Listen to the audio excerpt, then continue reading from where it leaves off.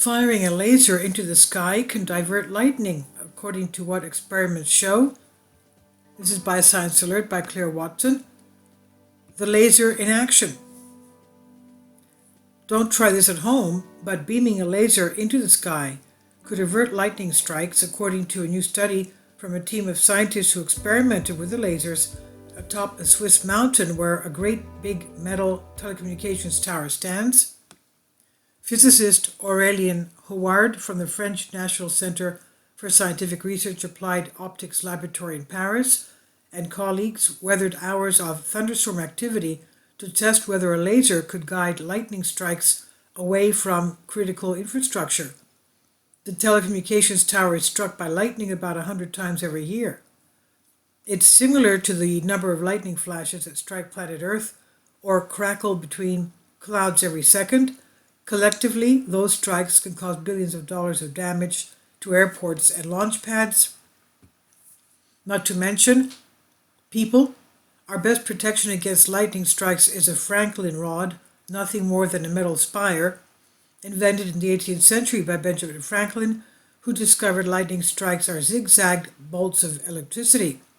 Those rods connect to metal cables that run down buildings and anchor into earth, working to dissipate lightning's energy.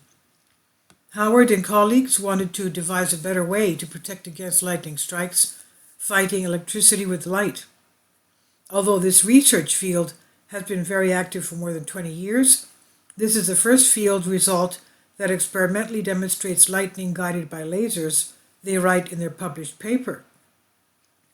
With an increase in extreme weather events driven by climate change on the radar, lightning protection is becoming increasingly important. The experimental campaign ran over the summer of 2021 from Santis Mountain in northeastern Switzerland. Short, intense laser pulses were cast into the clouds during a series of thunderstorms and successfully diverted 4 upward lightning discharges away from the tower's tip. The laser and telecommunications tower on the summit of Santis Mountain, Switzerland, another 12 lightning strikes hit the tower during those thunderstorm periods when the laser was inactive. On one occasion, when the sky was clear enough to capture the action on 2 separate high-speed cameras, a lightning strike was recorded following the path of the laser for 50 meters or 164 feet.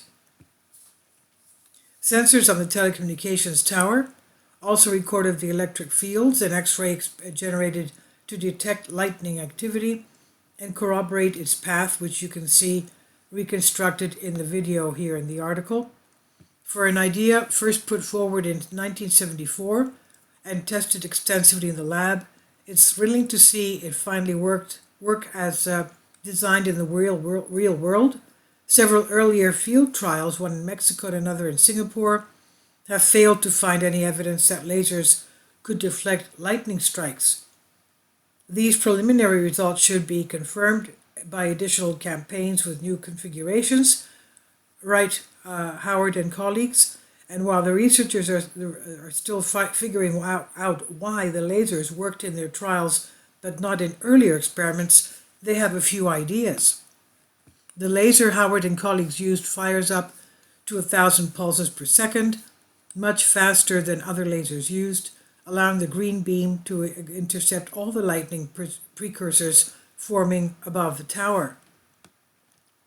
But the recorded laser events only appeared to divert positive lightning flashes, which are produced by a positively charged cloud, and generate negatively charged upward leaders. So how does it work? As Howard and colleagues explained in their paper, the laser sent skyward changes the light-bending properties of the air, causing the laser pulse to shrink and intensify until it begins to ionize air molecules. This process is called filamentation. The air molecules are rapidly heated along the path of the laser, absorbing its energy, and then expelled at supersonic speed. This leaves behind long-lived channels of less dense air that offer a pathway for electric discharge. At high laser repetition rates, these long-lived charged oxygen molecules accumulate, keeping a memory of the laser path for lightning to follow, the researchers write. The experiment set up, and the image shows the filamentation zone above the tower. Meters-long electric discharges had been steered by lasers in the lab, but this is the first time the technique has worked in a thunderstorm. Laser conditions were adjusted so that the initiation of filamentary behavior started just above the tip of the tower. This work paves the way for new atmospheric applications of ultra-short lasers and represents an important step forward in the development of a laser-based lightning protection for airports, launch pads, or large infrastructures, Howard and colleagues said. The study was published in Nature Photonics. This is from Science Alert on Out of Mind 2. Please leave your comments and thank you for your support. Kindly support my Patreon account. The daily posts are 5 videos daily, and they are totally different from what I have on my YouTube channel. Thank you so much for your support and that you find all my content so interesting. You'll find the Patreon account details in the description box.